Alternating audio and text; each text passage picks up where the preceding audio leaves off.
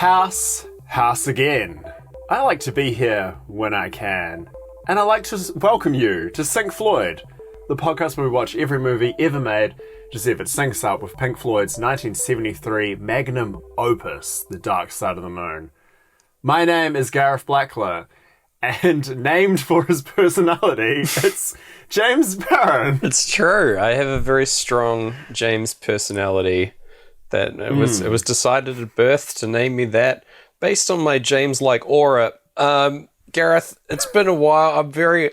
You haven't visited me in a long time, and I've grown very, very old. And I'm lying here in a bed awaiting death, but I'm ready to record a podcast with you.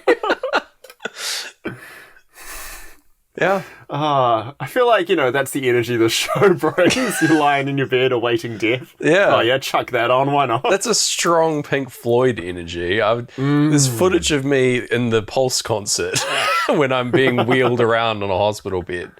Yeah. That was a good deep pull just then. Oh, sick. Okay. Yeah, we watched House, a movie I'd never heard of before, 1977 Japanese film. Gareth, why did you choose this film? What is it all about? I stumbled across this film entirely because of its poster. It's a very, sassy looking cat. Yeah. And just the big word house. And I was like, gonna watch that one day. Yeah. And then... Gotta know more. Yeah, it was maybe 6 p.m. on a Tuesday about a month ago. And finally found a way to watch it, chucked it on. Mind tore itself asunder. And then I had to go and go about my business for the rest of the evening. Oh, no. And yeah, I'm just going to say it, and I hope you forgive my candor. Oh. Absolutely love this film. I think it's amazing. I love that it breaks every rule. I think if you're like me and you're deep into a COVID-19 lockdown and you've watched a lot of movies, chuck this on and it's a complete refresher. It's like the positive version of what Food Fight did for us, where we now love every film. Oh. This did it for me, where it's just good. Break these rules. Show me what you can do. Why not? Yeah, I'm stoked, and I'm really curious to see what you thought of it. Yeah, man. I also am fascinated by this film after watching it twice. It is wild. As you say, it does break a lot of filmmaking conventions throughout, but only basically to its benefit. Yeah, this movie is just, if you'll pardon the expression, it is bananas. It is absolutely insane. And just doesn't let up the whole time, which is great. Right? Even in terms of concept, in that this is a comedy horror movie, in all Japanese as well, just subtitled, which was just a strange experience. Just tone wise, trying to follow what this movie is trying to do. But yeah, on top of that, it's also just got all this insane filmmaking stuff, which I cannot wait to try and describe. Good luck. Because I think, sorry. No, it's just going to be a big old challenge for the boys and to see how it syncs with the Floyd, I think. So that'll be fun. Yeah.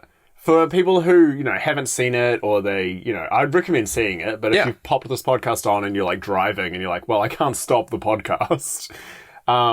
What you've got to know is from the get-go, so it starts off, it's a comedy horror, so it starts off normal and then gets more insane. But from the get-go, it randomly the camera just irises in on stuff. There'll be weird split screens, strange editing, characters kind of like those memes where it's someone's face and someone else's face looking down at them. That just happens. Yeah. Constantly. There's a lot of kind of hand-painted kind of graphics.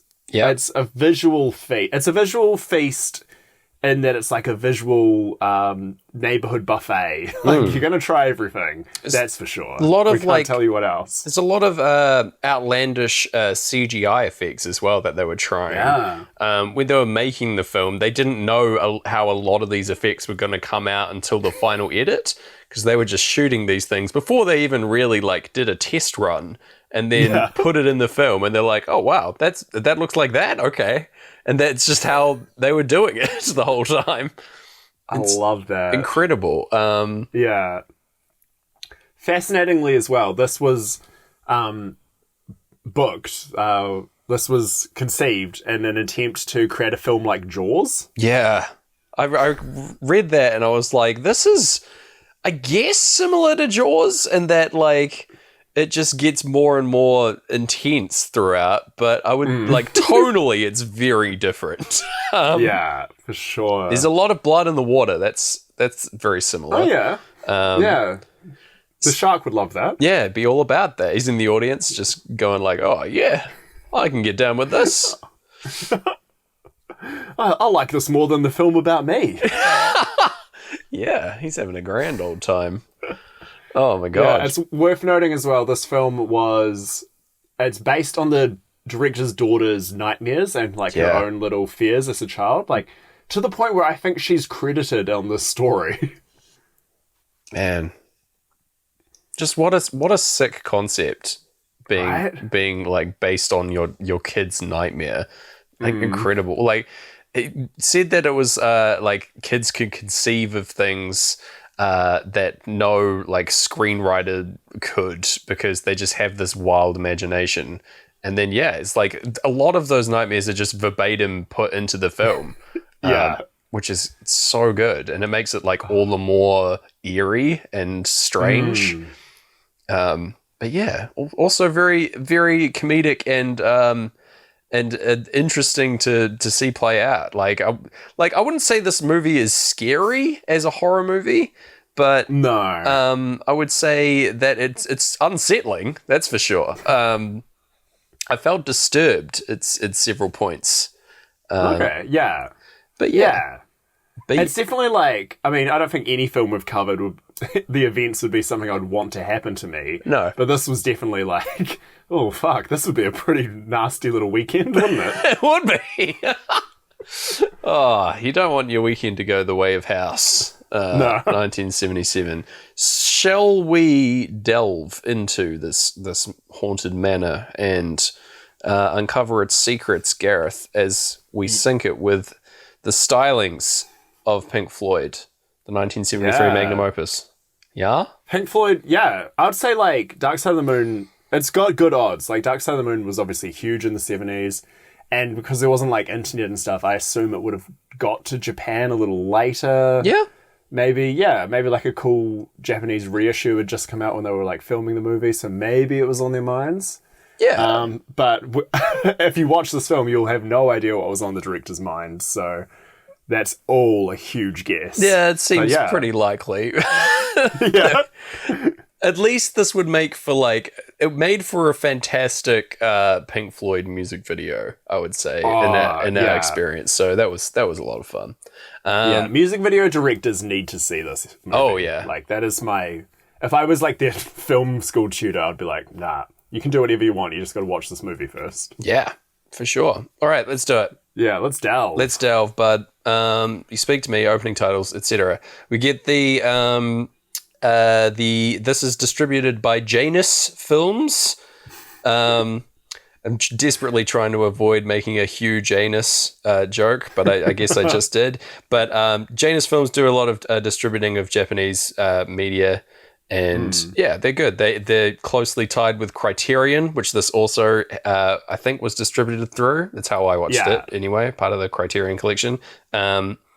It's also made by Toho Co., who do a lot of Japanese film and television. And they were the ones, I think I teased this last week, they felt like they were losing money on comprehensible films. So they took my favorite business decision that's ever been made and tried to make something uncomprehensible. Genius. Incredible. Inspired move. Yeah. Imagine Warner Bros. Trying that now. Yeah, they're like, actually, people actually fuck plot and and the audience understanding. Like, I feel like most films these days are incredibly safe and by the numbers. This is why we get so many like remakes and things like that. These guys just like did the opposite, and I have full credit to them because this movie rules. We also get the title card for the movie here, which comes in like 3 different times. It's also introduced as a movie, and then and then it says house. No other movie will tell you it's a movie straight up. So, you know. So good. Very honest. We thank them for their candor. Yeah, absolutely. But yeah, house is presented to us as this like spooky font, and then the O becomes a mouth that opens and closes, and yeah, it's wild. Very intense. It's so beautiful. And this little like square, which then becomes a frame of a photo being taken of a Japanese girl.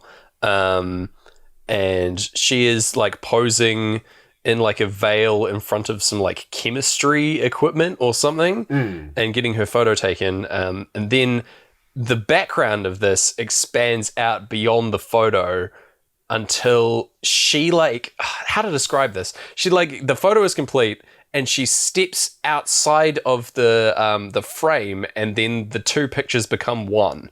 It's fantastic. Like I saw this opening shot and I was like, whoa, I'm in for a treat.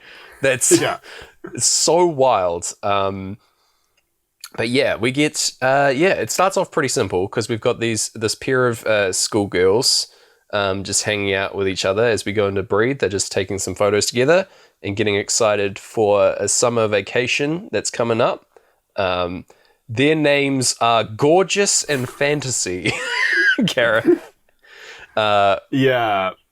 Which was more than a little confusing at the start here for me. But I do like the naming conventions in this film. But yeah.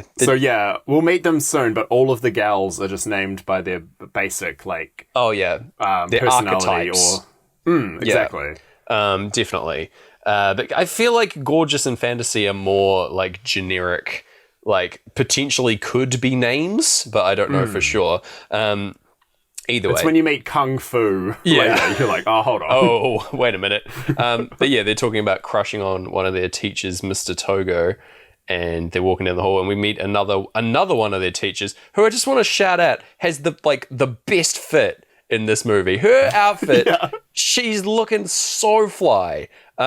She's got this like sports gear outfit. I took a photo of it specifically of like a screen grab because I wanted to save this to discuss on the pod. She's got like a I thought you meant to like walk into a store with and be like, I want this. I do want this though. She's got like a track jacket with like blue stripes and white stars. It's just sort of going for like this American look. A baseball cap and red pants, white shirt. She's looking fly as hell. She's got a basketball under one arm. She's my personal hero, this teacher. Yeah. But she's here just like to get some information out of these 2 girls, talking about their vacation plans. Gorgeous is planning on going on holiday with her dad to Karuizawa, which is a real Japanese place that I really, really want to go to. It's beautiful. Aww. If you know anything about Karuizawa, it's like this. I know nothing. It's this like lovely skiing town in Japan that has like is mountainous and beautiful. I really want to go there. And Gorgeous could have gone there, but she has other plans. And yeah, the other girls are going to go on like a school trip to a like training camp with Mr. Togo. And so they're all very excited about that because they all crush on Mr. Togo for no real reason. But yeah, and there's also a bit of banter about like marriage here because this teacher is engaged to be married in an arranged marriage with somebody, which I think they're just like bringing up this idea early. But anyway.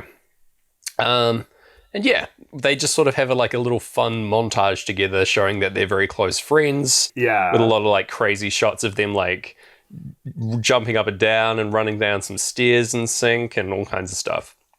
And then, yeah, they say goodbye to each other.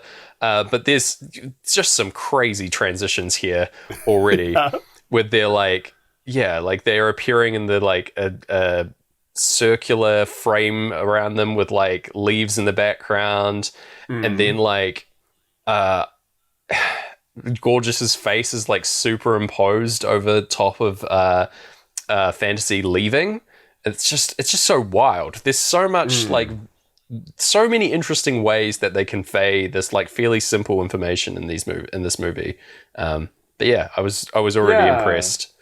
Shout out to them, because like we do, and it's not for safety, it's for like you don't want to be over showy, you want to make a film grounded, but we've all kind of prescribed to a basic sort of visual language for any movie. So like when you see something break it on their like girls saying "see you later" for the afternoon, and to shoot it like that way, you're like, where are you going to go from here? I'm on board. Like, yeah, exactly. Why not just split the screen in this way, or do something different with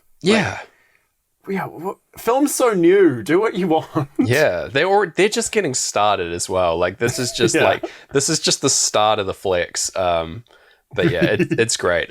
So Gorgeous returns home, and we see her dad out on the balcony playing some golf. He's arrived back from a trip to Italy, where he works he scores films, Italian films.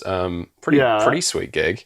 My favorite line is he says, "Leone said my music was better than Morricone." So like he's apparently in this universe done the music for like The Good, the Bad, and the Ugly or something, and done a better job. Yeah, he's just incredible. But yeah, so he's returned home, and we view this. He's in front of this like beautiful backdrop. There's a lot of hand painted backdrops for this movie, like a fake skyline. A lot of the time, they use a lot of these, and they even like play with that idea, like because it doesn't look quite real.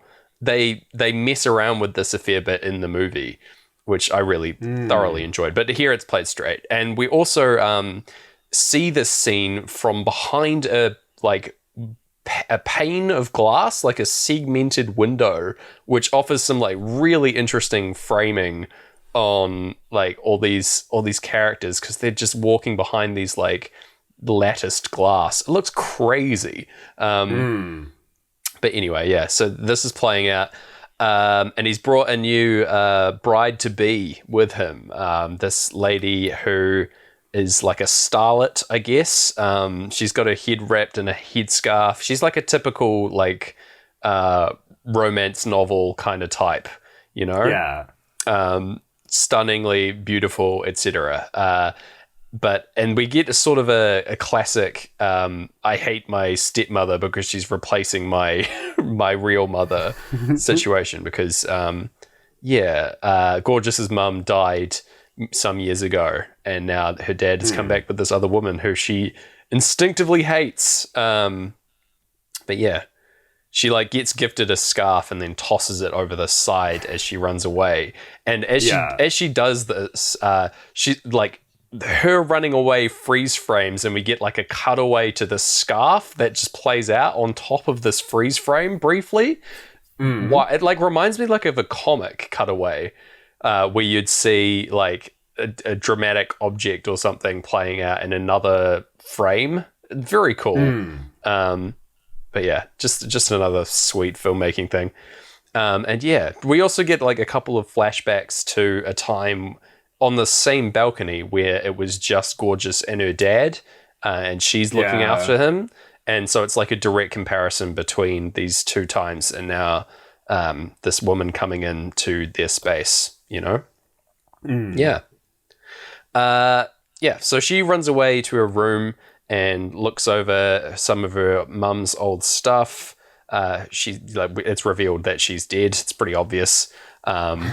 And yeah, she's like, we get the crash sound and On the Run coming in as she just plays a few like choice notes on the piano. By the way, the soundtrack that's been playing out has just been like one steady song that transitions, like things fade in and out to the point where you're having two songs playing at once, which is very unsettling.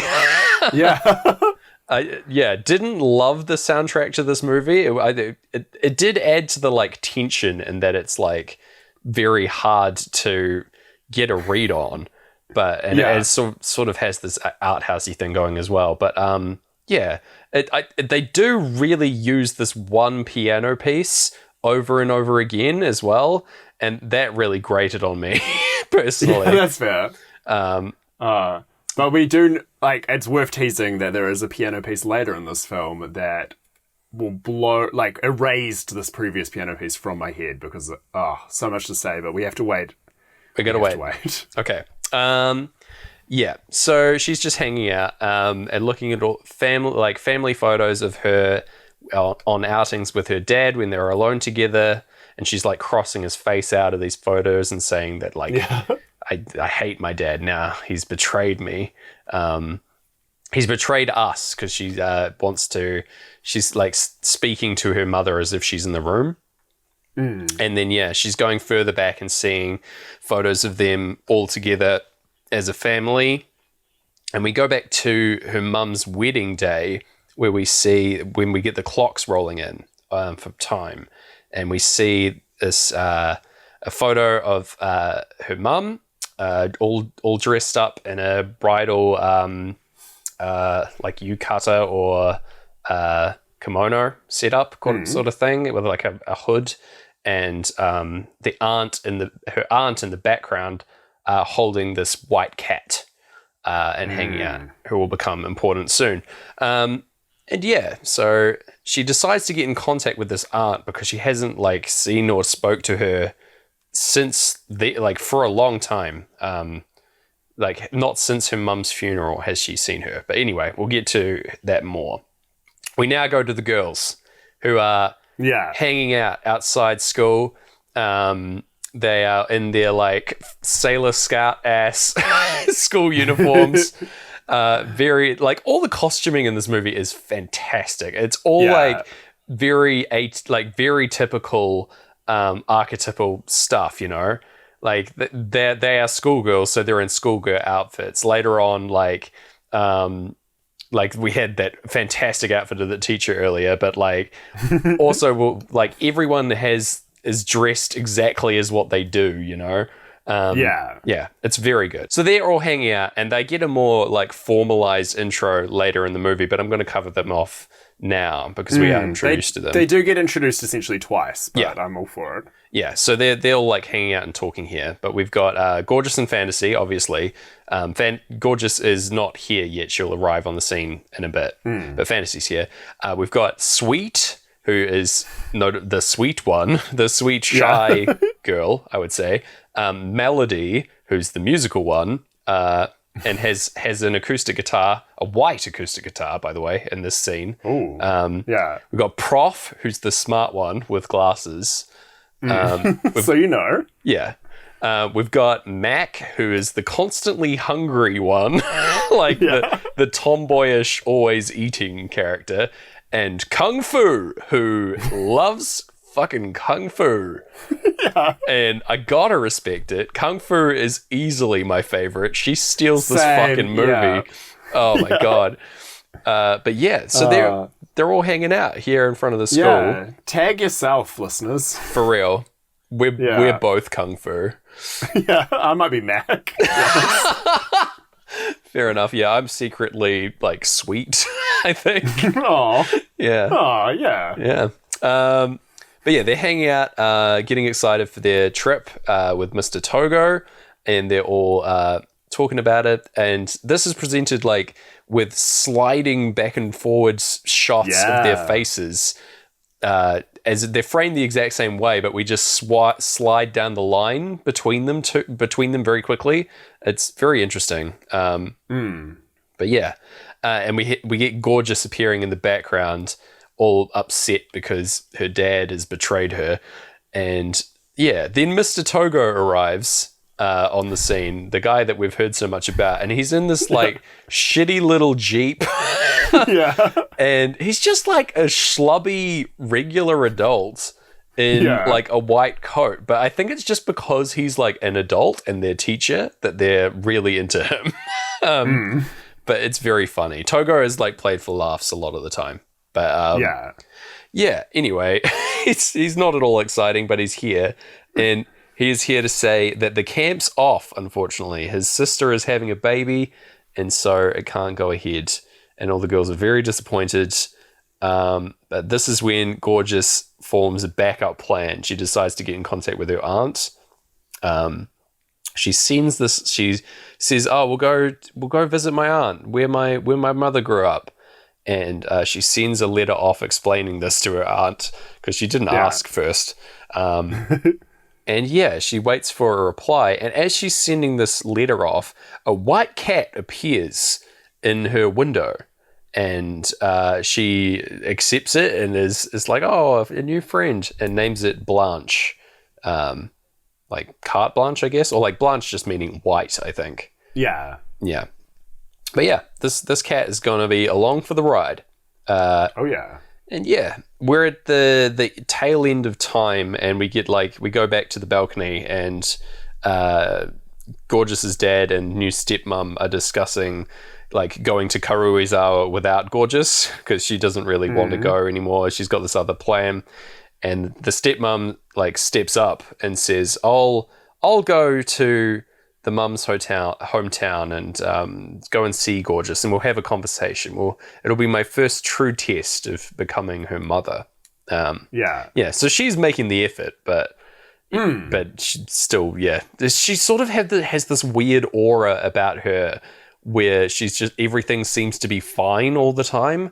Yeah. I don't like her. She unsettled me for a lot of the movie, actually. Yeah.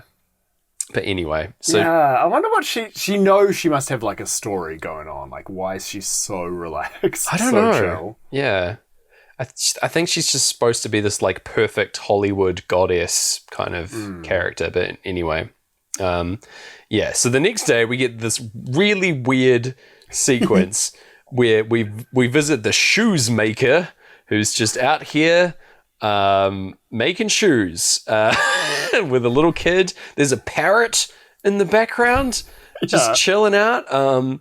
It's like this is jumped out of like a cartoon into reality, this stuff. The shoes maker waves to this guy in an artist's smock and says, "Good morning, Mr. Painter." It's like a kid's TV show suddenly. Like that book by Richard Scarry that's like, what do people do all day? And everyone just explains their jobs to each other. We just drive around in our Apple cars, with my friend Mr. Worm, all right? Yeah. Mr. Worm's the only thing missing from this film. Lowly Worm. He would drive by and I would not even bat an eye. I'd be like, yep, that makes a lot of sense. There he is. There he goes. But yeah, we go into Great Gig and Mr. Togo has a moment to himself where he falls down some stairs and onto a bucket that lands on his bottom, and he just sort of has this weird like slapstick stop motion kind of sequence. Yeah. Where I think this is the reason why he doesn't travel along with the girls on this trip, because he's got this bucket stuck on his ass. But fair enough. It's pretty funny. It's such a weird reason. So weird. But yeah, so the girls are waiting at this like beautiful painted skyline of the Tokyo train station, with these like fake buildings in the background, and they're waiting around for Gorgeous, but she hasn't shown. So they just like they're like, maybe she's on the train. So they go in, and there's like sort of a blurring of what's real and what's not starting up here, where they get farewelled by these random guys who are talking to them. But they are standing in front of this like idyllic countryside sort of backdrop. But then like they run off to the left side of screen, and it's revealed that's just painted on the wall of the train station. It's so interesting that they play with this like backdrop stuff. It like happens a lot here. But yeah, they also like brush past some like cowboys who are just walking down the stairs of the subway with like muskets. I don't know what is going on. It was, setting up a whole cinematic universe. We're waiting. So strange. House, but a Western. Yeah. Which would be amazing, actually. Oh my God. Amazing. Yeah. But yeah, so they get on the train, and Gorgeous gets on just in time as well.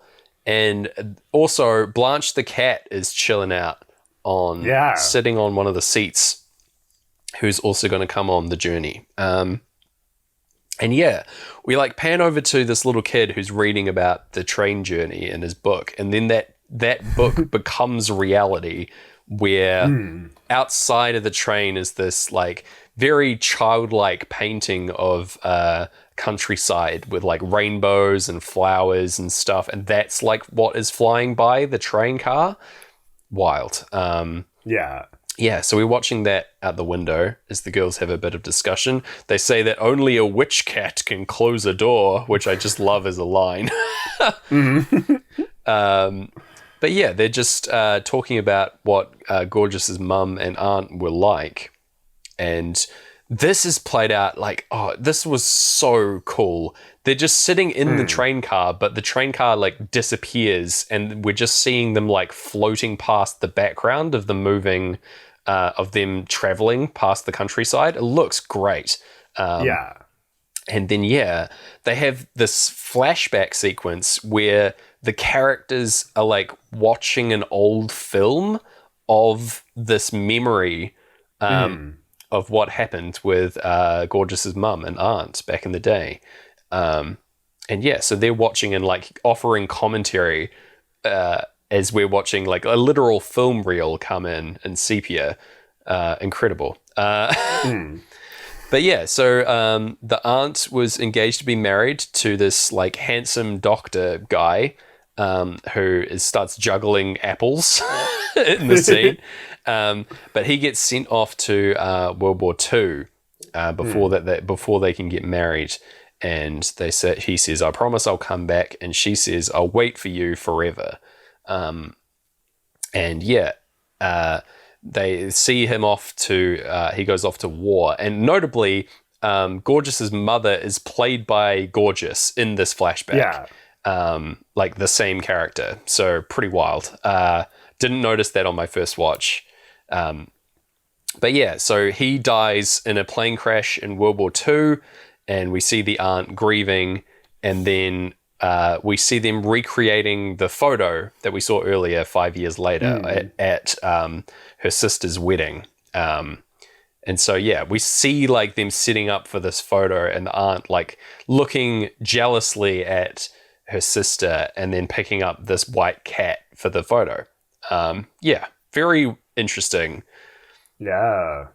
And yeah, I think it even says like the end of this story there as well. It does. Yeah. And while the story has been playing out, the girls have transitioned into the back of a bus on their way to the house now. Yeah. Also, there's a guy, there's just some random stranger who's sitting in the middle of them, just listening to this story with rapt attention, which I liked a lot. And then, he sees the cat like jumps up into one of their laps and he freaks. He's like, whoa. I just thought that was an interesting note that he reacts that way to the cat. They arrive at the bus stop and get off, and we see that the side of the bus has also got a white cat painted on it. Where they get off, they get off on this in front of this huge background of like gorgeously painted mountains, and then we see that that's just like a little cutout kind of thing in front of another massive backdrop. Like this scene, they are like tiny little ants at the bottom of the screen, and there's this enormous backdrop of mountains that like is hand painted. I've no idea how they did this. Incredible. It's so good. Like we've talked about backdrops before on the show, but it's amazing. It's obviously to CG a background is talent as well, but just to see this thing get painted and then put up and treated as real, and then just to know it exists and it's still somewhere probably. This so massive cool painting that was just meant to trick us for a couple minutes. Yeah. I love that they like played with it. They have this like fake backdrop in the front, and then you look at this like huge expanse of skyline and mountains, and you're like, wait, that's also painted. That's so wild. Fantastic. You said it earlier, but this film is flexing on you the whole time. For real. Yeah, so they head off in search of the house, and they cross this big bridge, and we get their character intros here with their like names appearing on screen and them like summing themselves up with like one little sentence, which is pretty cute. Yeah. They feel very like Scooby-Doo adjacent here. For sure. Yeah. It's like, I mean, the way this film kind of goes, it is like if you and your friends tried to start a Scooby gang, but then you chose the wrong house. Yeah, definitely. You got Kung Fu along for the ride, you know, you're in, you're safe. But yeah, so they travel through some woods and they're just talking about ghosts and having fun. And they come across this like fruit stand guy who is this very strange man selling watermelons. Out here, he like hides his head behind one of the melons as like a joke, and comes out, but he's just sort of a bit off and a bit weird. And yeah, I think he's sort of the classic like harbinger before the fall kind of character. Yeah. And yeah, he recognizes Gorgeous by he says, "Oh, you have the same eyes as your mother," and points them in the right direction. Points towards the house up on the hill. We see this manor house.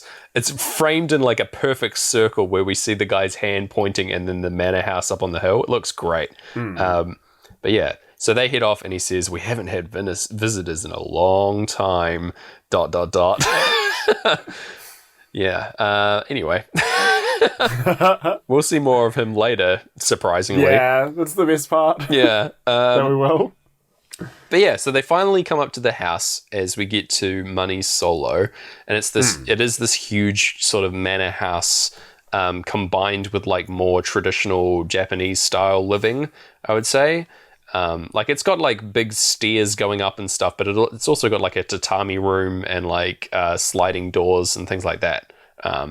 Yeah, so it's sort of like a combo. And also this like large walled garden around the outside. And yeah, they come up to these front gates and they open of their own accord as the little cat Blanche hops down and runs through them and jumps up into the lap of the auntie, who is revealed to be very old and have glasses on and is in a wheelchair, which she wasn't in the flashback, obviously. But yeah, so not quite what we expected. Still like a young actress, but made up to look old. Yeah. But anyway, we get a little bit about her as we're like wandering through her garden. She was apparently this very prolific piano teacher after her husband died, and people would travel from the city to come here for lessons. But she says that hasn't been the case for a while now, and that she's all alone, which is very sad.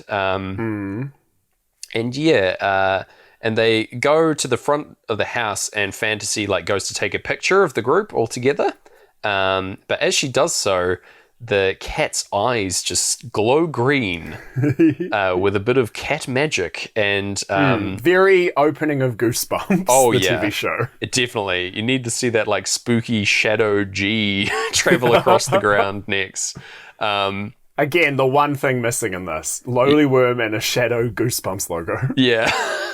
But yeah, so the eyes glow green and the camera like leaps out of her hands into the air and then smashes on the floor, breaking it. Very sad for Fantasy, who wanted to be taking photos. She's been doing that for most of the film up until this point. She's sort of lost her thing.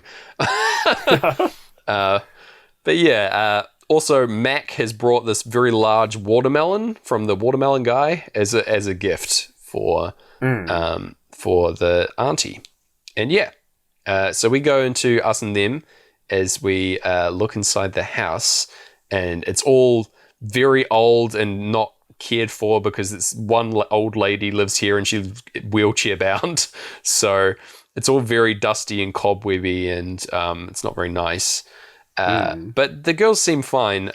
They promise to help fix things up around the house as like a fun activity for them. They're very helpful girls. Very kind. They are. But yeah, can't deny it. And yeah, the auntie's very thankful that they're going to help her out, and she's very excited to have so many people here. But in this entryway, we get another really weird and hard to pass sequence here where a chandelier comes to life, or like a crystal chandelier drops like two of its little danglers. One of them falls and skewers a lizard to the ground brutally, and another one is deflected from and like nearly hits Sweet, but Kung Fu saves the day, leaps into action and like deflects it, slamming it into the old phone in the hallway, presumably shutting it down for later scenes. Very wild sequence. Also, whenever Kung Fu does any Kung Fu moves, there is a sound cue that plays. Yes. Like a direct call out to, I think, like Kurosawa movies, which is really funny. But very good. It's so good because they would have had to have that, like, the meeting a lot of people who write horror movies these days have to have. It's like, why can't they use the phone? Okay, what's going to happen to the phone? Yeah. And they would have just been like, it's all right. The chandelier attacks them. Kung Fu attacks the chandelier back. The chandelier breaks the phone. Let's move on. Exactly. And that all plays out very quickly.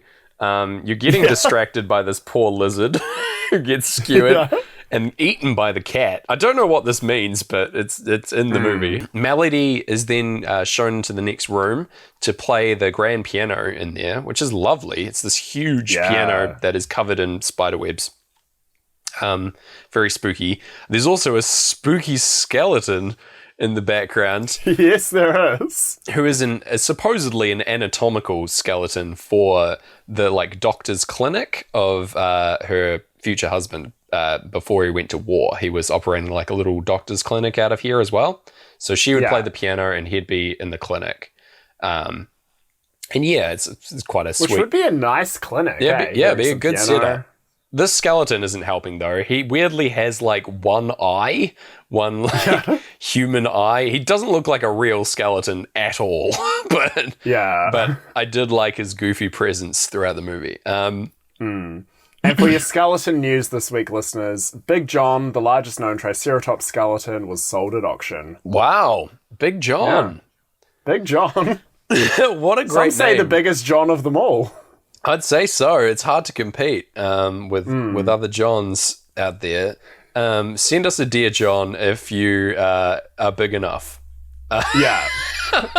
Send us the biggest John you know. Please. I'm sure that won't go wrong. No, definitely not. There's no way you could misconstrue that. Singfloydpod@gmail.com. But yeah. So they're hanging out and enjoying the piano, and Auntie is talking about how she doesn't get any visitors anymore and is very sad, but is happy to have the girls here. And they say that they'll go and cook something, and because Mac's very hungry, obviously, and wants to drop this melon off so that they don't have to hold it for future scenes. And they're like, okay, yeah. So they go through to the kitchen. Where as they're traveling, she's getting pushed in, the auntie's getting pushed in a chair, right? And someone from off screen throws Blanche the cat into her lap, which is so funny.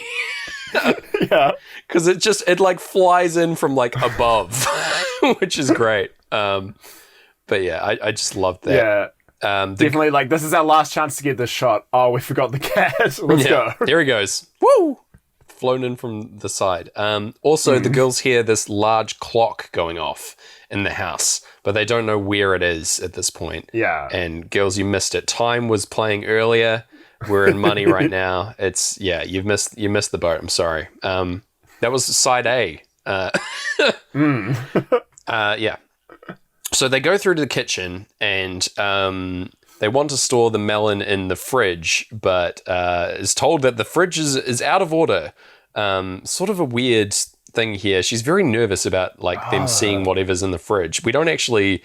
There's a thing with the fridge later, but we don't really see why she was keeping it hidden. I expected it to be full of like spooky heads or something later on, but apparently not. But yeah, she also... the auntie comes into the room and like talks to the stove saying like, oh, we'll make a good meal for these girls. And the stove like nods in response. Like it moves of its own accord.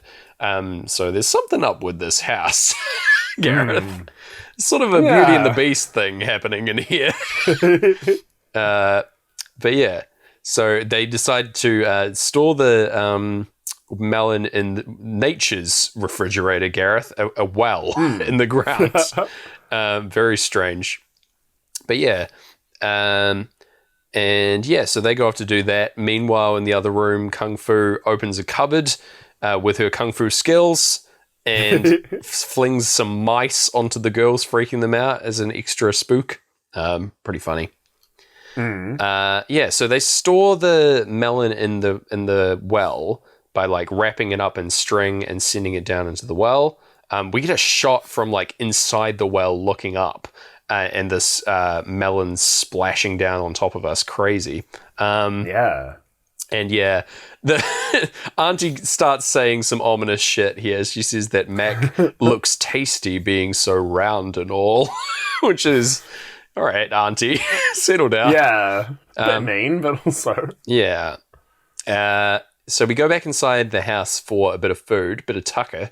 And they're all eating, like, lined up and talking about this painting of a cat who is the spitting image of Blanche, Gareth.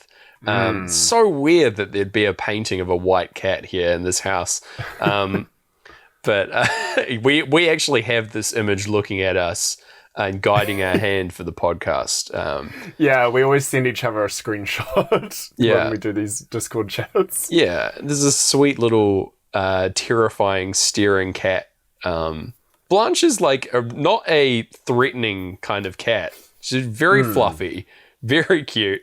Are you a big cat fan, Gareth?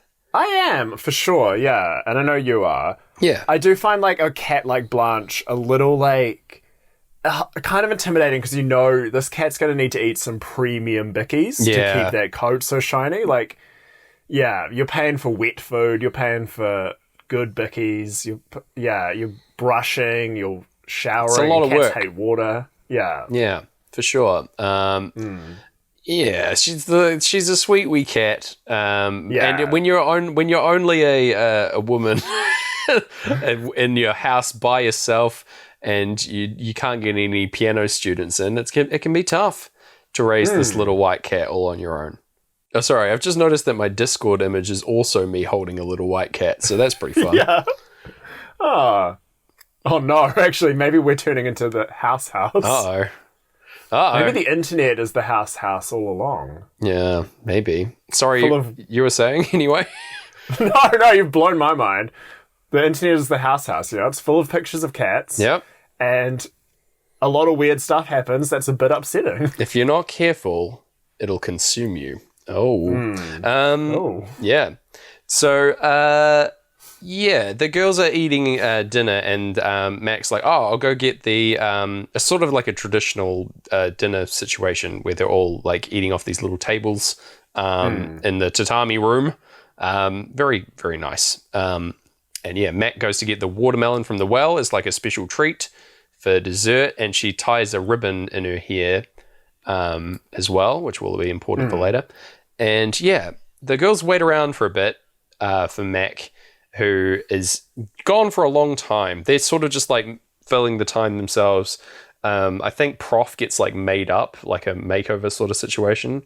We get a shot of like, I think Sweet looking at her and like closing each of her eyes, and then the shot of Prof changes like ever so slightly as if you're getting the perspective of her closing and opening her eyes. It's so smart. It's so good. So bizarre. Yeah. Can you name one other film where this effect happens? No, I don't know. Wayne's World, they do it. Oh, yeah, okay. It sticks in my head. I love this kind of stuff. He's going like camera 1, camera 2 at Cassandra. Yeah. It looks great. I loved it. But yeah, so we get the Pink Floyd singing "The Old Man Died" as we're going into Any Color You Like. I think we're at the end of the Us and Them now. And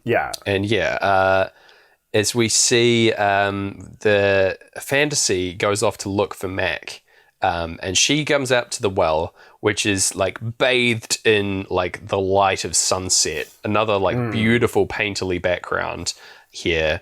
And this shot is framed so dramatically.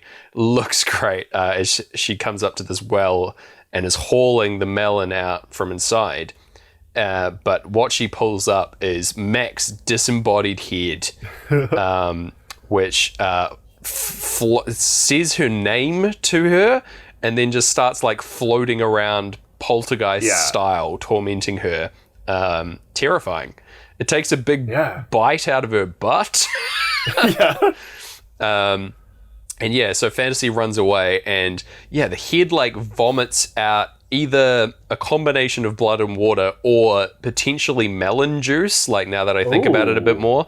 And then tumbles backwards into the well again, and you're like, whoa, I did not see that coming. Pretty great. So she's like terrified. Fantasy runs to like get the other girls to go and investigate it. And as she comes back, Auntie like gets up out of her wheelchair. Yeah. She just stands up and everyone's like, whoa, what? You can walk? And she's like, yes, you girls your presence has given me energy, is how she phrases it. She's like healing through this, and that's weird. So they go off to have a look and leave Fantasy here to be cradled by Gorgeous. She's like holding her head to her breast as sort of like a mother and child sort of situation, I think is the idea. And this gets mirrored for the finale of the film, which is very cool. So the girls go and like see what's happening. They pull up this thing out of the well, but it's just the melon. It's all tied up as if nothing were off. And they're like, well, Fantasy was just fantasizing. She bloody loves to. It's in the name. So they think it's all bullshit. And they're all enjoying this tasty watermelon a bit later. You're all chowing down on it. And as they're doing it, Auntie is freaking out Fantasy even more by doing this trick situation where she'll close one eye and then an eye appears in her mouth. What the fuck is this? Very scary. And Fantasy thinks it's like another weird illusion or something. She doesn't know what's going on. Yeah. Poor Fantasy. Like, she's tried so hard to get photography to be a thing. So she'd be called, like, Photo or Camera. Camera but, girl. You know, it never stuck, and they called her Fantasy, and now they just think everything she's saying is a fantasy. Yeah, it's rough. Nicknames are dangerous, kids. They are. It's why I always refuse them. That's the lesson that I learned from House at a very early age. But anyway, so the girls are like musing about where Mac could have gone, classic horror movie stuff. She's like, she'll be in the potato field. She loves potatoes. And it's like, okay. The implication here, I think, is that the watermelon is her head, because we get like the watermelon like cut in half, moving of its own accord, and I think we hear Mac's voice very faintly. Very strange. We go into brain damage now, and the girls are like cleaning up after dinner, doing a bit of washing of plates and stuff. And very summer camp vibe. This scene, I reckon. And like pumping some water, and as they're pumping the water, it turns to blood. And Prof takes a big old sip of that blood and does not even notice. Hilarious. Very strange. Gorgeous goes off to have a bath. We get like a very sensual bath scene in this movie, which was very weird. They're like teen girls, guys. Quite uncomfortable. Yeah, for sure. Sweet goes to investigate where some bedding will be so that they can stay the night. And she's following Blanche the cat, who leads her to this little shed with a creepy porcelain doll in it. All good. And then we see the cat's eyes flash green again, and then the doors close behind Sweet here as she's staring at this doll. But we'll get more from her in a minute. Kung Fu goes out to just enjoy the night air, claims that she loves the countryside, and then just sort of like stands there as her smile like fades away. I have no idea what this scene's all about, but I do love it. And then she decides she needs to like chop some wood for the fire, and starts chopping away. But the wood blocks start standing up of their own accord. And Pink Floyd are like, okay, I can't think of anything to say because we get that ad lib. And these wooden blocks start like flying around and attacking Kung Fu as we go into eclipse. And she's deflecting them with powerful Kung Fu skill. And she says, well, that was ridiculous. Some kind of illusion, she says. That's bizarre. I just want to be on Kung Fu's level. She's just a wonderful presence. While this is going on, Gorgeous is in the bath, and her own hair like comes up from behind her and like onto her shoulder and like sort of wraps around her throat briefly. And she's like, whoa, that was weird. It sort of just recedes back into the water. So strange, but nearly killed by your own hair. God. So the other girls are still in the kitchen cleaning up, and Auntie is just having her best time. She is dancing around the kitchen, invigorated by the presence of these girls. Dancing very much in time to Eclipse by Pink Floyd. Having a wonderful time. And then as we go into the heartbeats, basically she disappears into the refrigerator. It's beautiful. It's like quite a distant shot, and you just see her climb on in. Yeah, and like the door closes, and I think only Fantasy notices and drops her plate that she had. And Prof's like, what are you talking about? And while this is playing out, we are like, as you say, up in the rafters, and we see Auntie crawl into frame, like up in the rafters, as if she like very cat-like, you could say. And then, she does a wee dance up on the rafters up here. Winks at us just when the, looks directly into the camera, just as the album ends. Yeah. Very unsettling. Mark this point, listeners, because this is... You notice we haven't talked a lot about syncs, and I'm not sure if our notes are going to match, but this is when syncs start flowing, and I feel like it's almost plot. Now the Auntie's getting more powerful. She's hearing the Pink Floyd. She's hearing it. She's ready. Because we are going into playthrough 2, and she's just grooving, dancing around with her skeleton friend, who is also dancing. The anatomical skeleton is having a great time over the heartbeats. It's essentially, to the heartbeats, we're getting a series of GIFs of the Auntie. They kind of loop, or they stop and start really abruptly. It's just like we're on auntiedance.tumblr.com. There's a lot of reverse footage and stuff here, just for strange effects. We get Blanche running across the piano playing the song by just reversed footage of a cat walking, which is very weird. She prepares a meal for herself, which is made out of odd potions and a severed human hand. Yeah, that's right. She drops some goldfish into a bowl that come to life, by which I mean they turn into animated goldfish. Wild. It's my favorite horror movie trope, is when it's everything's going to hell, but it's making a character, even if the character's the villain, really happy. Yeah. It's extra creepy, but it's also kind of girl. She's, you know what? She's getting it. She's getting much stronger and feeling herself. Feeling great. Feeling fine in my spooky house. Spooky hot Auntie Summer. Yeah, for real.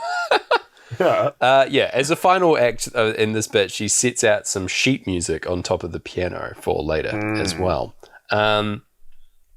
So after we go back to Gorgeous, who's wandering the house after her bath, and she heads up some stairs and finds her mother's old room, I think, or at least the auntie's bedroom. I don't really know.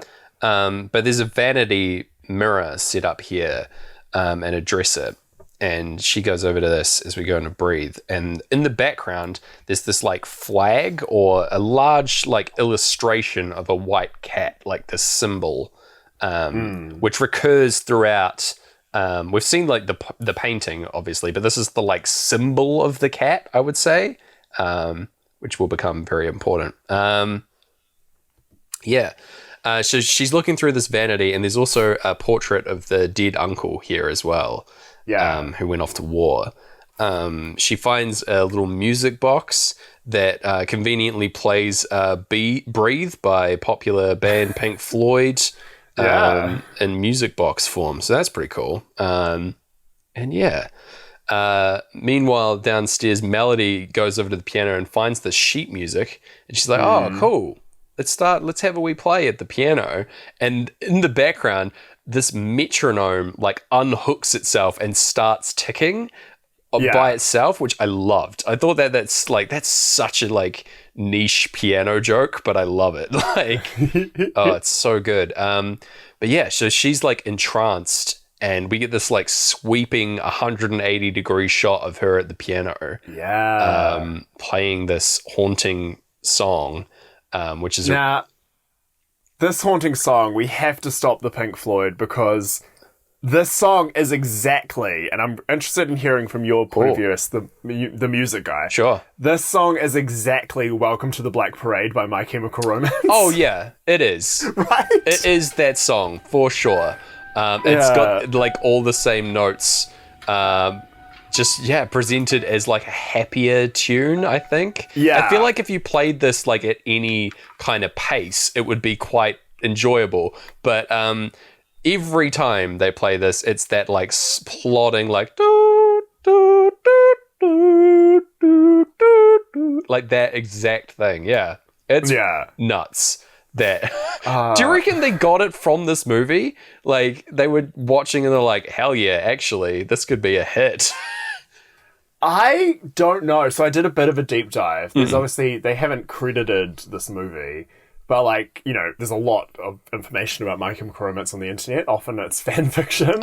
So like the fans assume like if anyone's going to watch House, if anyone's going to be deep into Japanese horror, it's, you know, Gerard Way and Mikey Way and the rest of the My Chem boys. So like it's likely maybe they watched it and like, maybe they watched it and it was like buried in the back of their heads and they didn't quite realize.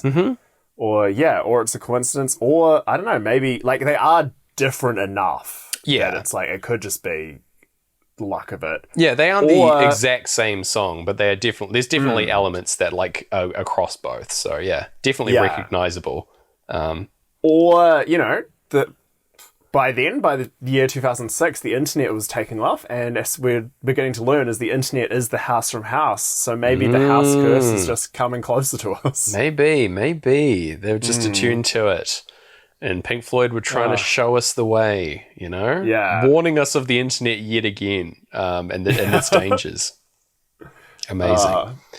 Pink Floyd fighting to keep My Chemical Romance from spreading the word of House. Fair enough, honestly. Yeah. Great work, boys. Love your work. Didn't work, but never mind. No. Maybe the fact you guys were broken up while My Chemical Romance were active probably was the biggest Kind of helped. Yeah. But yeah, this is a great shot. We see like her at the piano, like 180 degrees sweeping around. And in the background, we see that little skeleton having another boogie. Just having a great time. He's waiting for the Black Parade. But yeah, so she's loving it for the moment. Gorgeous is over this piano refrain is going through the vanity and trying several of her like mother's things or her auntie's things. She finds some lipstick and applies it, puts it on her lips, and she's looking at her reflection in the mirror, which freezes and then plays a sort of vision of the scarf that she threw over the edge,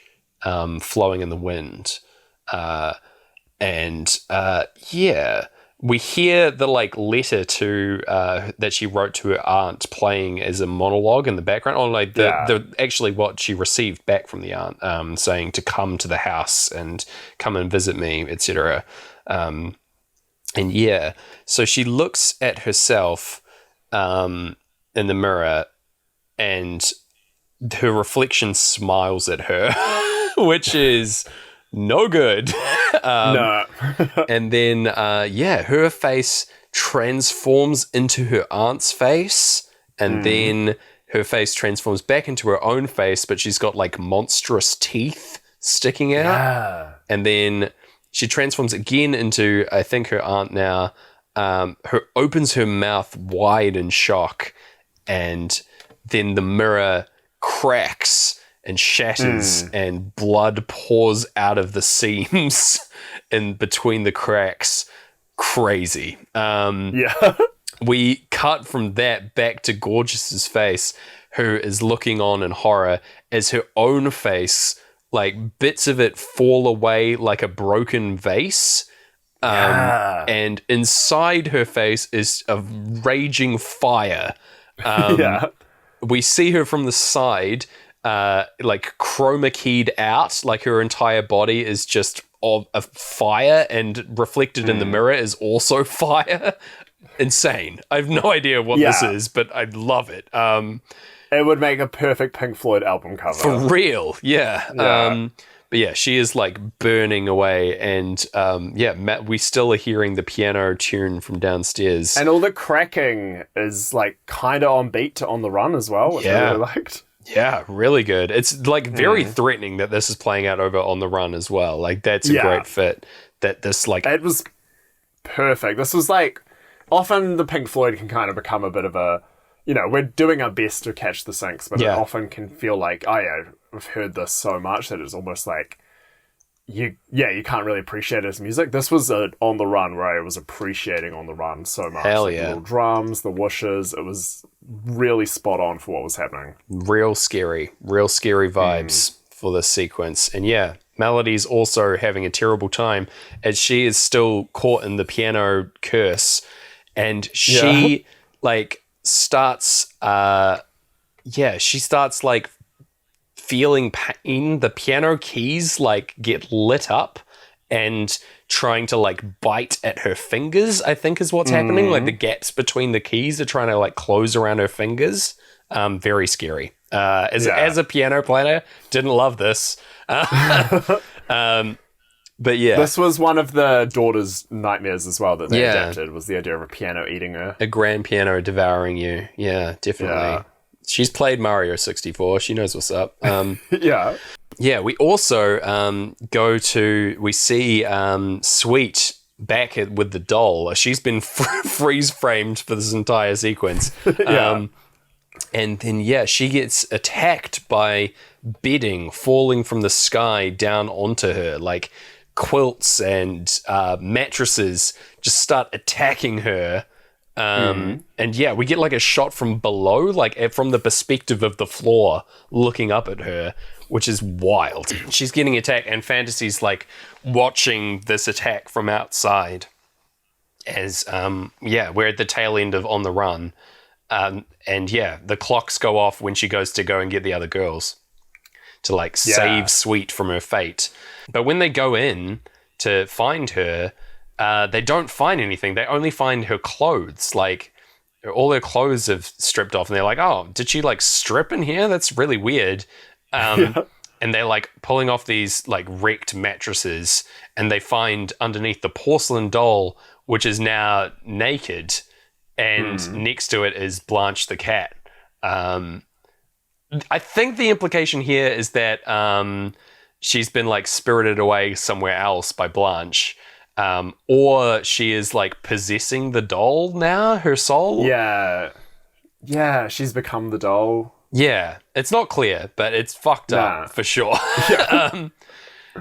So they like toss this doll aside, leaving it here. They're like, oh, I don't know where she's gone. Maybe she went and took a bath. And then they're like, oh yeah, actually, we remembered that Gorgeous was in the bath. So they go off to find her. And Fantasy is not having a good time. she's seen two of her friends die in horrible ways. Yeah. And she is, having sort of a breakdown. And the other girls reassure her with this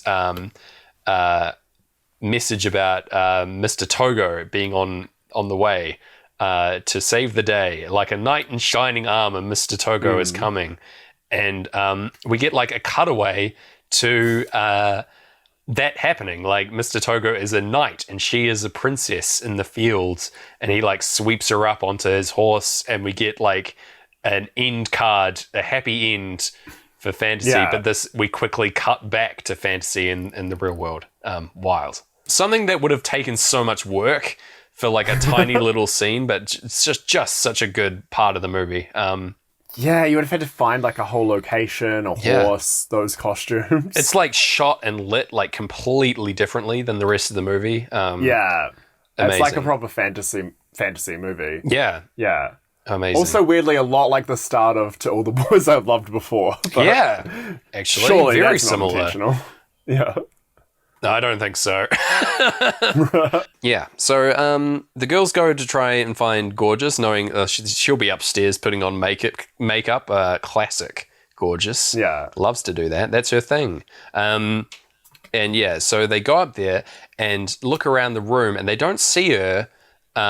There's a fantastic shot of them all framed in the different mirrors of the vanity. Like each of them are framed in one of the mirrors, which would have taken a lot of work. But they don't see her, but they do see her reflection, and then turn around and then she's there. As if it's like whether or not she's in the room or not is up in the air. And she's acting very weird. She's very aloof and like stoic, like no expression. I think the implication is that she is now possessed by her aunt. She is now ghost form.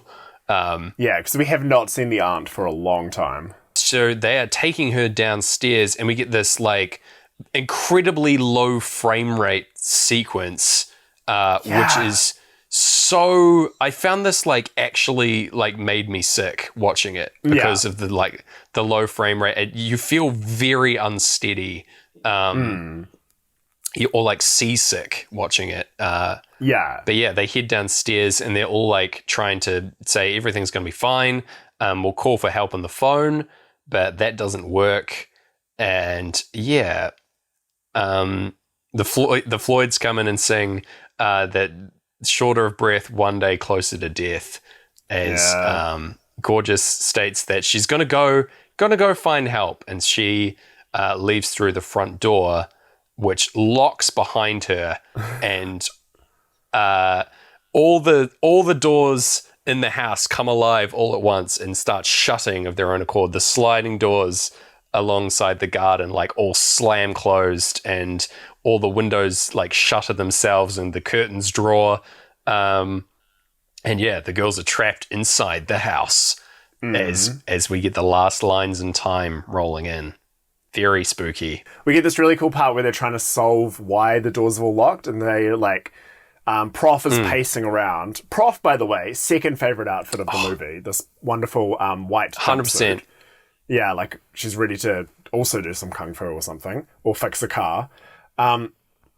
They're all pacing around in like a circle, and the camera's panning around following them, and they all get up and pace along with her in this like little fun little conga line of thinking, which I really enjoyed. Yeah.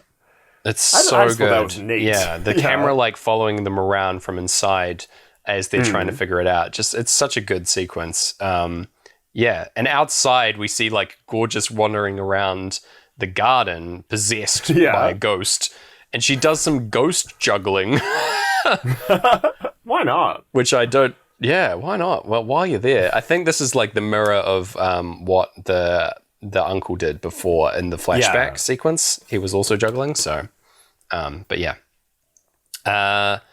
it's very weird. Just juggling some ghost orbs. We also get a cutaway to Mr. Togo, who is driving his tiny little Jeep in front of this like immaculately decorated semi-truck. Hilarious. Just like finding his own way through Tokyo, trying to get to these girls. Just bizarre. He's in a different movie, Mr. Togo. Oh, absolutely. Yeah. So the girls are trying to figure it out. They do the walking in the circle, and they decide to look for the aunt, but of course can't find her because she's no longer here.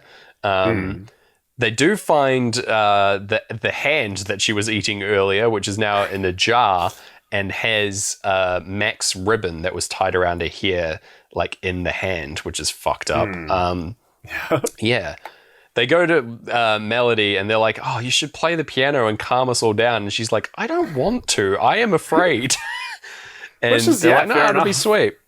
It'll be sweet. And so, she goes to play the piano and we get a bit of like, this shot is also great. They do like a back and forth conversation between Prof and Kung Fu as they're on either side of the grand piano with Melody in the middle and Fantasy like on her shoulder.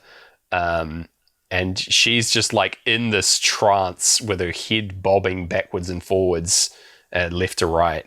And the other two are trying to figure out what to do, like on either side of it. It's a really good... She's like sort of mimicking a metronome, I would say. Yeah. But yeah, it's very weird. But in the background, they hear Gorgeous singing lyrics to this song, which there are apparently like full lyrics to it as well. When I was a young boy, my father took me into the city. Yes, she is just doing her best Gerard Way impression in the background.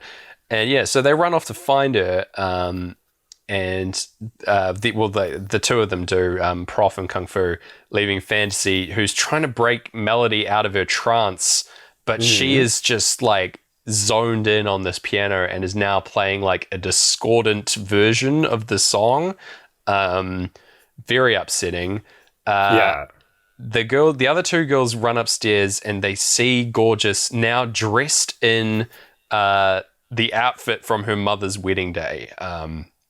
She's in this like wedding kimono dress, and it's scary. And while this is happening, Melody is playing the piano, and the piano starts to eat her fingers. It's hard to watch for me. She got her fingers like bitten off, and she holds out her hands as like bloody stumps, which is fucked up. And then the piano just starts munching on her like wholesale. It eats her up. She's caught like in the strings, and it's like tearing her limb from inside this piano, throwing her arms and stuff out. Awful. Some very, very strange special effects stuff here, where apparently they painted parts of her body blue, and then floated those on screen, like chroma keyed them out so that they're like little floating disembodied body parts, I guess. It's an interesting way of doing it, but and like the blood and stuff inside the piano looks like some sort of cartoon lava, which is really interesting. While this is happening, there's like a frame of like crayon as well around the edge of the screen, like as like sort of like an explosion drama kind of effect. We get some cutaways to the anatomy skeleton, who's again having a great time. Loving this version of the Black Parade, as a girl gets devoured by a piano. But Fantasy is not enjoying it, and she passes out, toppling the goldfish bowl to the ground onto her. And Gorgeous, the Gorgeous Ghost hybrid, drops this book on the ground. Lonely Days is written on it, and it's got that same cat symbol that we saw earlier emblazoned on the cover. And Prof is like looking in the vanity and sees that she isn't there, and if she's looking through the mirror, and we get like flipping back and forth between the two shots where Kung Fu is like following her into this cupboard following the ghost, and then she looks in the mirror and it's just Kung Fu going into the cupboard, which is just so good. It's such a clear way of showing that, and it's like how she is reacting. We're getting like a POV kind of shot where she's just like flipping backwards and forwards between these two different things. And yeah, Prof is like, it's unexplainable. I don't understand what is happening. It goes against all of her logic. But yeah, it's messed up.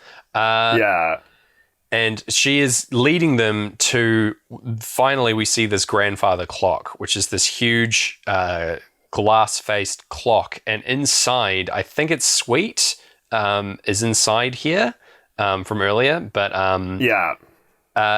she is like trapped in the mechanism of the clock, and the gears are moving and just slowly fills with gushing blood. Holy shit. While Kung Fu is watching this, she hears Sweet in her head saying how cool she is. Like remember earlier in the movie when this girl was alive? Oh, very my scary. favorite thing about her, that she thought I was cool. Yeah. Oh, brutal. But yeah, very scary. So they run on downstairs to find Fantasy passed out on the ground. And yeah, they are watching in horror at the piano because Melody's disembodied fingers are just floating and still playing the song on the piano. These little dancing fingers that eventually get like snapped up by the piano's lid slamming closed, finishing its meal. Very, very scary stuff. And yeah, so they drag her into the like tatami room to try and wake her up. They make her some tea from a little jug, which will come back later as well. I loved that detail. And yeah, they're saying, you were right, Fantasy. This house is haunted. It's awful. What are we going to do? And yeah, she wakes up like sort of bedraggled with these goldfish in her lap. And yeah, she looks over to the right, and we get the strangest transition in the whole film because a noodle eating man appears.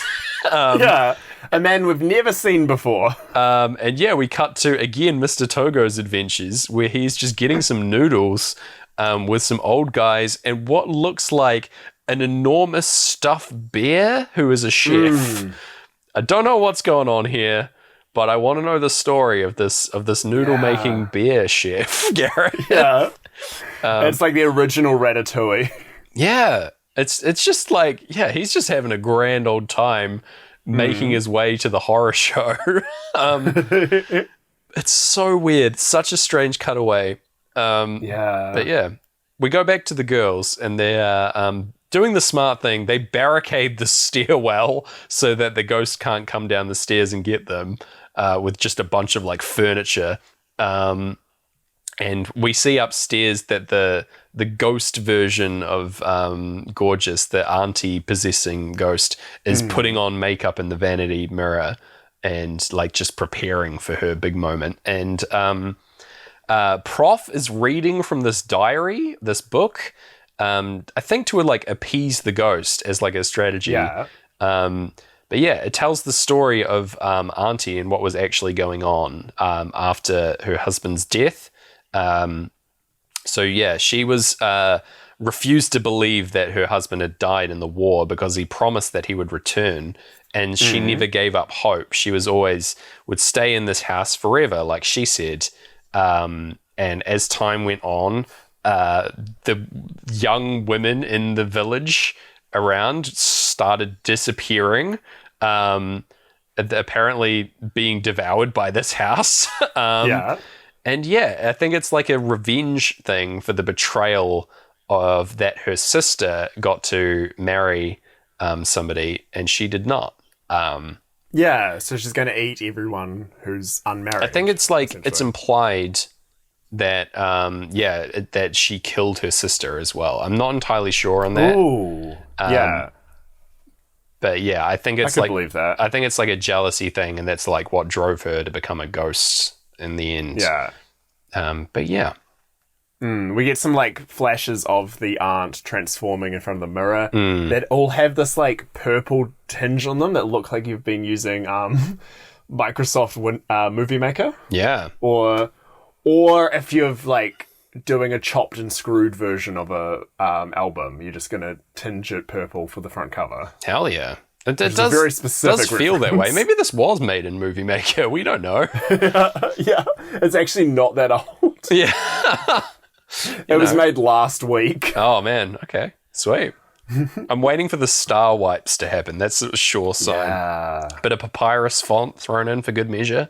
You love it. You love to see it. The worst part about Movie Maker is you couldn't edit exactly to where you wanted to edit. You could only edit like to the second or so. So you'd really? like all your shots would be either slightly too short or too long. Because Oh you my were God. stuck.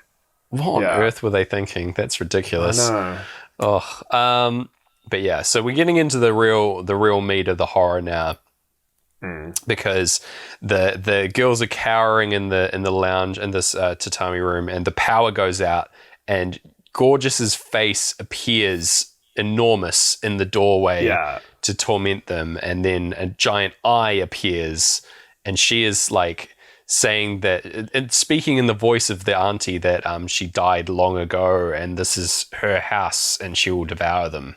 And yeah, she appears as a giant pair of lips as well. And a character goes, huge lips. Yeah, very Rocky Horror. I do like that they're addressed though. They're as real big lips. All right. Yeah. You gotta, it's like Rolling Stones. They're here. But yeah, we get some incredibly trippy sequences now as some objects start getting like poltergeisted around. There's the portrait of Blanche that we saw earlier transforms into a screeching evil cat with beard, fangs, the symbol that was on the poster for this movie, by the way, this scary cat face. And Kung Fu runs off to call for help, but call on the phone for help, but the phone like comes alive and tries to strangle her with the cord, and she fucking like ninja kicks it off the wall, which I loved. Her sequence here, she gets into like a fight scene with the ghost. She like, first of all, she Kool-Aid Mans through the wall outside, being chased by a mummy, I think. Yeah, that's right. And then like does battle against the ghost out here, who is doing like front flips in a kimono in the garden. They just have a full-on kung fu fight. Hilarious against your friend Gorgeous, but now possessed by a ghost. Wild. Yeah. They're fighting away, and as she gets like hit, she gets claw marks across her face, again implying that like Blanche, the ghost, and the house are all one and the same thing. They're like the same entity. She gets thrown back through the wall into the house again. So like she just briefly had this kung fu fight outside and now is back inside. And the other girls have figured this out, and like they point to the painting of Blanche and say, destroy it. And Kung Fu like leaps into action. She fucking dives through a screen door, which I loved. But unfortunately is intercepted by the overhead lampshade, which comes alive like eel-like and grabs her and like electrocutes her and eats her at the same time. Pretty fucked up. Yeah, she's just like screaming in pain as she's getting devoured.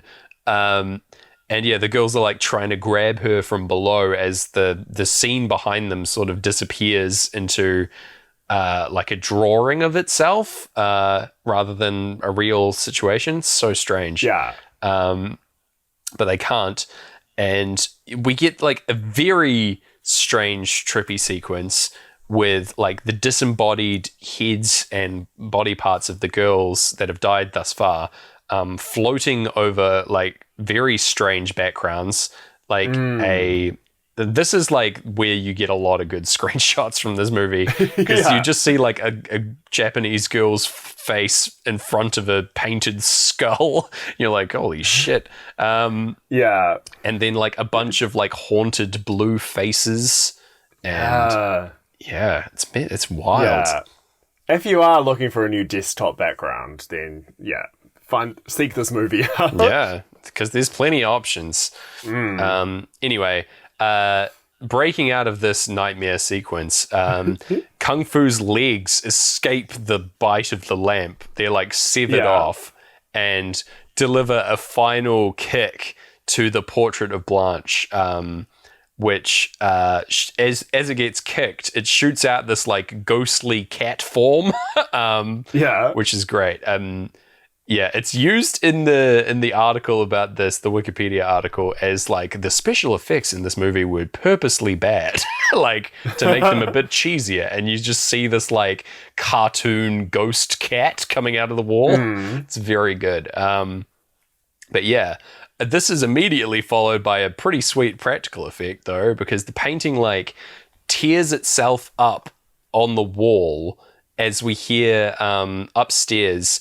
The ghost is up there just screaming as well and tearing at itself, and the painting starts vomiting blood out of its mouth, and the kimono ghost also gets covered in blood, like seems to just start emanating blood from their body.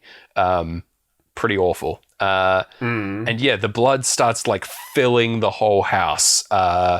The just coming out of like furniture, coming out of the walls, the ground splits open underneath the girls, like fucking Jumanji, and like they're just floating on a tatami mat on a lake of blood.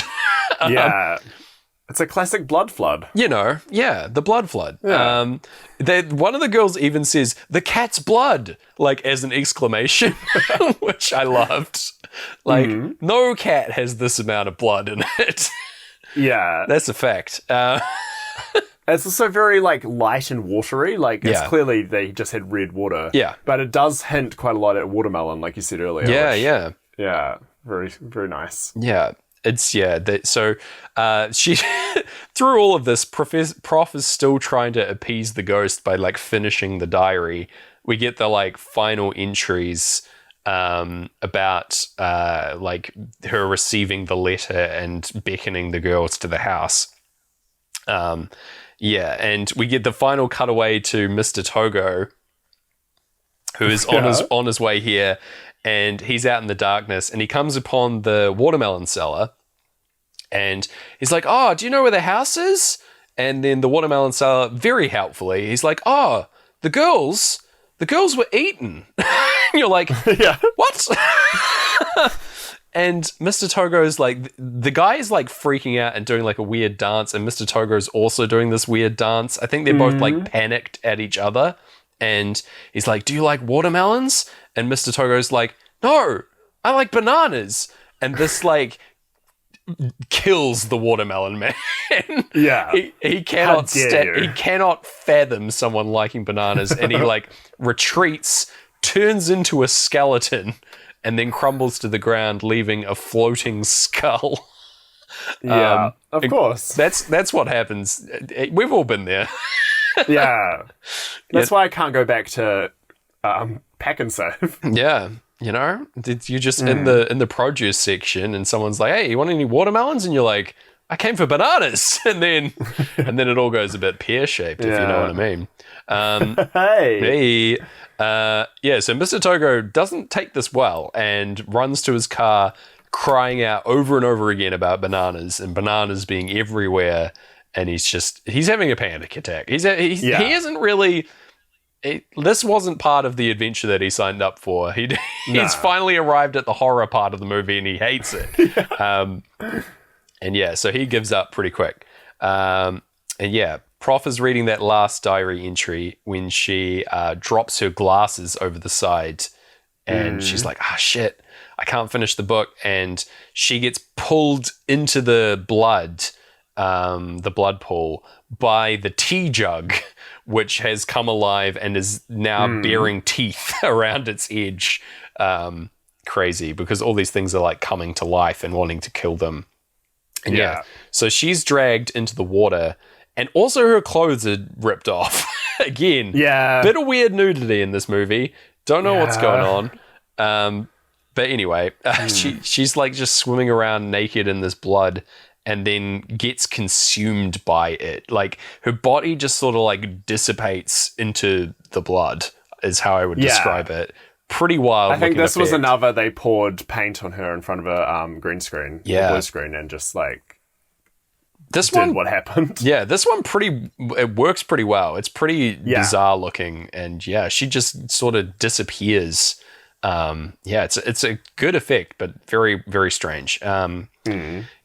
So coming down the stairs is the ghost of Gorgeous, and coming down the stairwell, and Fantasy floats on her tatami mat through the house, which is now like up to the ceiling, basically, of the first floor, full of blood. And she floats up to the stairwell where the ghost settles down, who looks like Gorgeous, but when she looks into the water or the blood below her, she sees the auntie's face reflected up at her from the water, which is another great effect.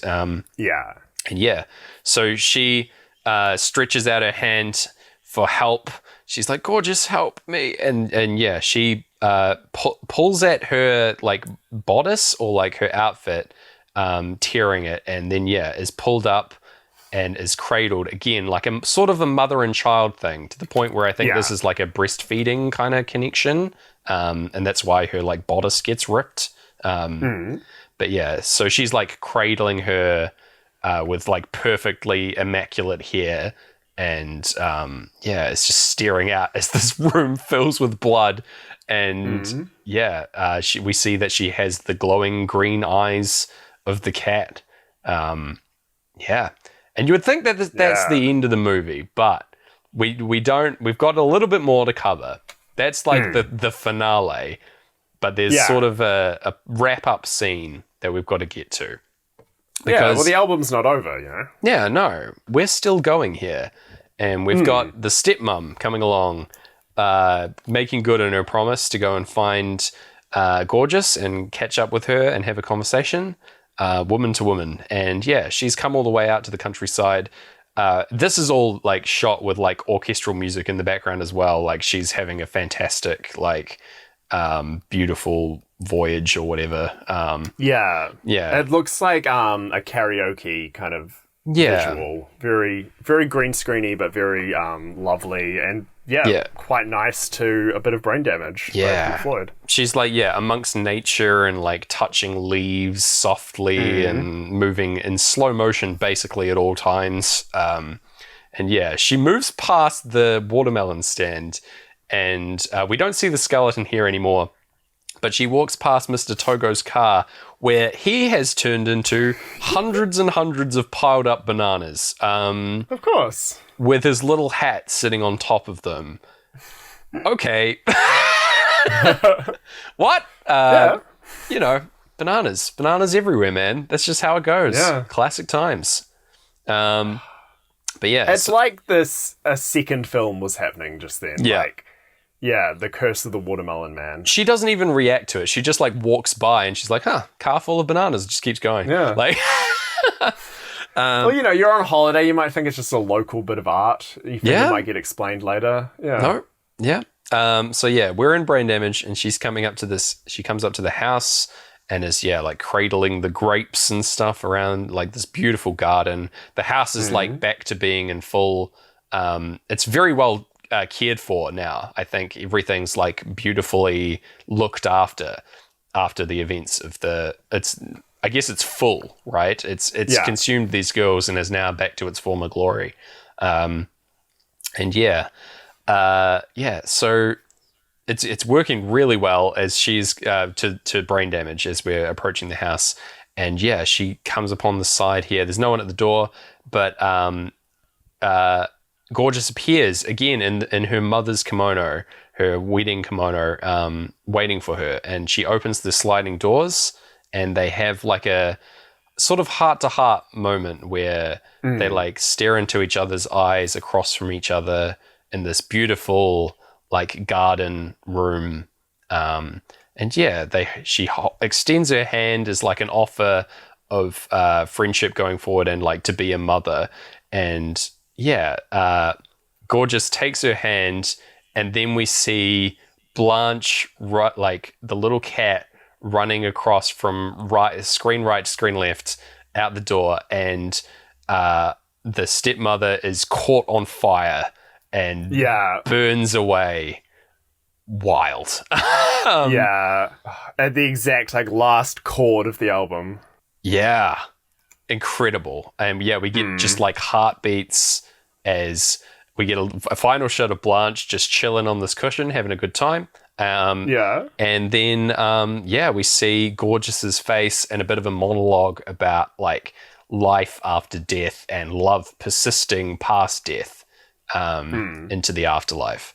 And yeah, we get the credits of the movie, which are presented as like a cartoon version of the house eating up the credits and then like spitting up a like messed up version of those words out the chimney out the top. Yeah, that's it. What did you think, and how did it sink? Well, what did I think, and how did it sink? Oh, I'm not a list. It's definitely... there weren't sinks for a big stretch, that's for sure. Yeah. For but that you opening can almost half. justify that. Yeah, you can almost justify that via the plot. Like, it was, once things got spooky, the sinks started. Once the house got more powerful. So, yeah, you've got to give it points for that. So it's got to be like, say, another film like Galaxy Quest, which had no sinks for a stretch and then went crazy on the sinks for the last third. Yeah. And we gave that a 5. But also that didn't have a reason. Like, we couldn't argue a reason for why there would be a lack of sinks. Yeah. So, yeah, I'm saying higher than a 5, for sure. I reckon so. How are you feeling? Yeah, this, like, the fact that this back half synced so well, and that's, like, so on theme for the movie. Like, as the house got stronger, the sinks get stronger. Like, that's... Right? We can't argue with that. Like, that's pretty good. Yeah. And it was a another wild clean experience. album end. Yeah. Another clean album end on the climax end of the movie. Yeah. Incredible. I'm feeling really good about it. I want to say we're like either 7 or 8 territory, I reckon. Damn good. Yeah. Let's go to 8. I've missed the good sinks, to be honest. It's been a while. 8. It's been a little bit. Yeah. Alrighty. Cool. Well, so next week it's my choice, is it? Yeah, buddy. I haven't cleared anything with you beforehand, so I'm just gonna go into it. I hope it's all good that I choose this one. So I was thinking about this movie, how there was like very striking visuals and a lot of music cues throughout, and I was like, you know what we need to do once more? We need to delve back into a movie for music, but from a different band. And this time, Gareth, we're going to do Purple Rain, the Prince movie, and see how that syncs with Pink Floyd. A masterpiece, as we've both seen it before, but I am very excited to see it in a new light coming up. I like, when you said Purple Rain, I got like the kind of rush in my heart that I used to get as a kid when I'd like look at a crush. Like, yes. Dearly beloved, we're gathered here today to get through this thing called the next episode of this podcast. Yeah. Yes. Oh my goodness. Okay, good. Yep. Well, until then, thank you for listening. Thank you. Check out House if you like it. And check out us at SyncFloydPod on Twitter, SyncFloyd on Letterboxd, SyncFloydPod@gmail.com. Send us your Johns. Yeah, I just want to get comfy and watch some Purple Rain. So I've been Gareth Blackler. I've been James Barron.